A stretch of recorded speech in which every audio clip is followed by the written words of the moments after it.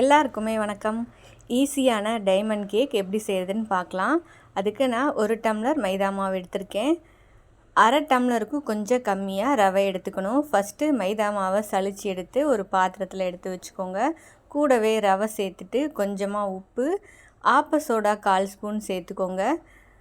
இனிப்புக்கு தகுந்த மாதிரி ஒரு 3/4 டம்ளர் சுகர் சேர்த்து கூடவே ஏலக்காய் விதைகள் சேர்த்துக்கணும். சேர்த்து நல்லா பவுட்ரு பண்ணிவிட்டு எடுத்து வச்சுருந்த மாவில் சேர்த்து மிக்ஸ் பண்ணி 2 ஸ்பூன் நான் இன்றைக்கி பட்டர் சேர்த்துருக்கேன். நீங்கள் இல்லை அப்படின்னா நெய்யோ இல்லை ஆயிலோ சேர்த்து நல்லா திக்கான பதத்துக்கு மாவு பிசைஞ்சிக்கோங்க. சுகர் சேர்த்துருக்கனால தண்ணி அதிகமான ரொம்ப கொழப்பாயிரும். அதனால் கொஞ்சம் கொஞ்சமாக தெளித்து பிசைஞ்சு எடுத்துக்கோங்க.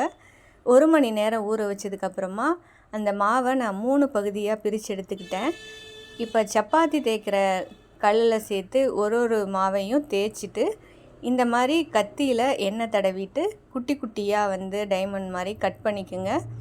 சூடான எண்ணெயில் பொரிச்சு எடுத்திங்கன்னா ரொம்பவே கிறிஸ்பியான டைமண்ட் கேக் ரெடி ஆயிரும்.